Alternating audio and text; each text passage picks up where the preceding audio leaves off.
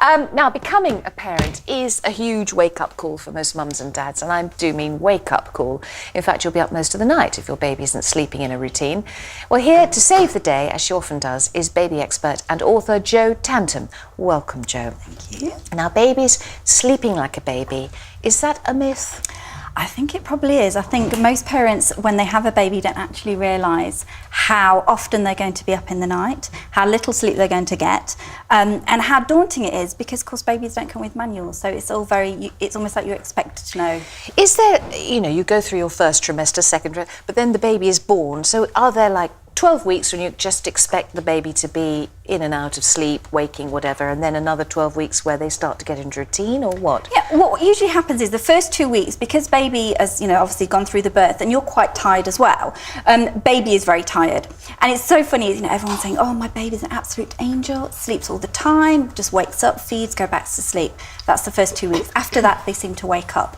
And then it's very difficult to kind of work out when they're supposed to be feeding, when they're supposed to be having a nap, and it gets into this constant cycle of you worrying about, are they having enough to eat? Are they sleeping enough, because sleep's very important? Are they sleeping too much? If they're going to sleep too much in the day, are they not going to sleep at night? And so you get into this constant worry, yes, which is why routines are so fantastic. Oh, well, I'm just going to mop up the worry there, because yes, this is the point at which parents do get over-vigilant, very caring and loving this child so much that maybe, and there's a report that says here, so discuss and debunk, yes, I hope, that says that mums who are showing some symptoms of depression are affecting a baby's sleep pattern. Yes. Now, if I was a mum and looked at that, I'd think, oh my goodness, it's all my fault. But it isn't, is it? No, it's not. And I think what the report shows, which is very interesting, is that there was always there is a massive link with depression and sleep deprivation. But what this report is saying is that, is it the sleep deprivation that's making mums depressed,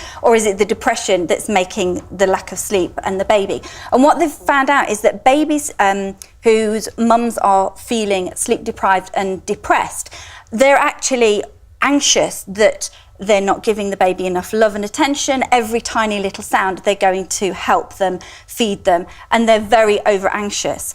And then that's leading to the baby waking up a lot of times in the night time because they're used to being woken up. And then, of course, the mum then doesn't get any sleep because then the baby's getting into this cycle of waking up. So, as much as possible, it's not your fault, but also, if that's happening to you, you're not by yourself. So just go and ask, a friend or a relative, or have a chat to your GP. And if that's yes, and the health visitor, exactly. Yeah. So that really, really helps. Yeah, that's good. So it's not necessarily your fault, but no, you're not necessarily going bonkers. And anyway, I believe that postnatal depression is just a part of loving the child so much that you'll do anything to make sure it's okay. Exactly. Yeah, good. Okay, so routines. How do you get a baby into a routine? If you're visiting somebody's house and you're dealing with a case, a client, what's the first thing you ask the parents to do? I firstly ask them, before I even arrive, to write down their natural pattern for 48 hours. The baby's pattern? The baby's pattern. So I want all the sleeping times, the feeding times, how long they feed for, how long they sleep for, how they go to sleep, where they go to sleep, because it's all very important that a baby isn't forced into routine. And that was always what when I started going into the baby book route, I didn't want to have a book that was telling parents, you have to feed at this time, you have to do this. So I always get mums to do a log of what their baby's doing. And then when I go in, I have a look at what the baby's doing naturally, and then plot a routine around the time that the baby's naturally waking, they're naturally going to sleep. And usually what is quite interesting is once mum have done that, they actually can see a pattern, or if they can't see a pattern, they can understand where it's all going wrong and how they can fix it. So already before I arrive, they're starting to think, gosh, it's not just me, I can see where it's happening, and it's almost like the whole cloud becomes away from them. Yes, exactly, and they start getting quite excited, and they're like, please tell me what to do, because I really need to get my baby sleeping, because I know that they're going to be happier, and then therefore I'm going to be happier. Now, most people understand that a baby, when it's actually bedtime, nighttime, a nice warm soothing bath, not many bright lights, not too much noise and music, little cuddle, bit of food, put them into bed. Exactly. But it does go wrong. So when a child keeps waking up, what's the next thing? Is it important not, don't let them sleep in your arms and then put them to bed because they wake up and they're scared, don't do this. What do you recommend? It's this is always an interesting subject, because bedtime routines, most parents are absolutely craving just to have one night where they can just sit down and have a meal with their partner, and it's all quiet, and they can actually watch a bit of TV and be themselves and have a bit of time to themselves, because they're mostly, most mums are absolutely exhausted by the end of the day. Now, if you start rushing the bedtime routine, the baby and the toddler know this, so they'll play up even more. But if you consistently have, 6:15, if your baby's not crawling around, you can have nappy off time, because that really helps. So just while getting the bath run, they can have nappy off time, because that's a really good exercise for them, and it really helps their muscle development as well, and it actually really helps them stop having that, the niggly late, sort of evening messing around. A bit too tired and a bit too don't know what they're doing. Touchy. And also dads get a little bit of a hard time, because dads want to come in from work and start with the baby, and it's just like, mum's just like, oh, for goodness sake, it's quiet time, you're going to wind the baby up, so please stop doing that.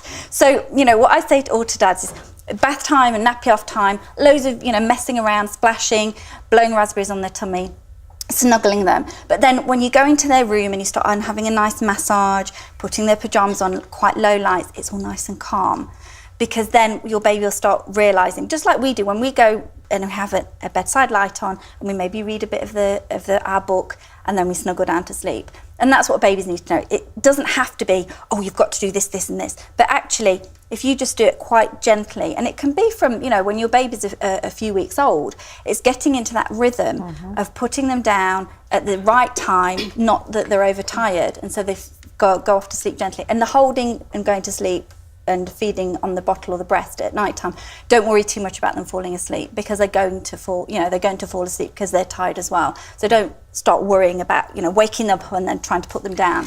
And if they wake up and clearly they're sorted, they're fed, their nappies are changed, everything's done, but they're still screaming and shouting, and there is nothing wrong, they're just screaming and shouting, what do you recommend then? Well, it's usually because they're overtired.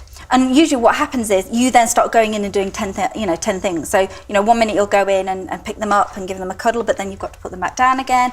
Then you start, sort of soothing them and trying to calm them down. Little is the best, so, and be consistent with it.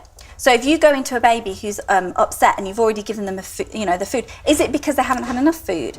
Because if they're going through a growth spurt and they've had either a breastfeed or a bottle feed, they might actually want a little bit more. So offer them a little bit more. It might be wind.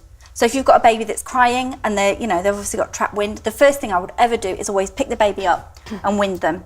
Because if there's trapped wind, they're not going to go back to sleep. So there's a few things I always do with the newer babies is use your little finger and just go like this across their mouth. And if they start like that and try to latch on, they're still hungry. So they just need a little bit more of a feed. And if a baby sleeps during the day, does it mean to say they're not going to sleep at night? Because I think the more the baby sleeps, the more they can sleep. No, I agree. What happens is that obviously the next myth is if I don't let my baby sleep in the day, or if my baby doesn't sleep in the day, they're going to sleep better at night time, which is completely opposite happens. Because what will happen is your baby's overtired, and just as we do when we're overtired, we don't go into a nice deep sleep, we do this with our sleep, into lots and lots of light sleep. Yeah. So it's definitely good bedtime naps and then getting a baby into a routine. I want to ask you, devoted auntie, your nephew is 3 now, and you say he's got a big problem with going to sleep. Yeah, there are times where he will just scream not to go to bed. Yeah. We try and put, turn off the television in enough time for him to wind down, but he's so active. He's very much a boy. He's throwing himself down and he can really get himself into a tantrum. I mean, it's like a contraception for me. I don't want children. You don't? I mean, I do, but if they're going to continue like that, it can put you off. It can. It can put you off. But I mean, this is why the bedtime routine helps babies and toddlers and older children, because they know what happens next. It reassures them. And sometimes you think, you've got this toddler running around like a banana, and you're like, oh, he's not tired. Actually, they're overtired, and so they're going to hyper mode. So it's just like wind down time. It's the hyper mode. Yeah, exactly. Go into his room, choosing a story, sitting down with him. And lots of praise as well. I mean, having sticker charts. If it's a problem, you have sticker charts. Stickers are brilliant because, well done you. Yeah. Because they don't get any reward for going to bed on time and sleeping in their bed. They don't seem to get any reward. Except the reward they get is if they wake up and You they're get a running cuddle. around, and then it's like, come on, come into mummy's bed then, and that's the reward. And so they're going to continue doing that. It's very kind of reverse psychology. You really need to reward him for doing brilliant and sleeping and going to bed on time. So get a little sticker chart, I'm sure. Very good. There you are. Okay. Sticker chart. Thank you.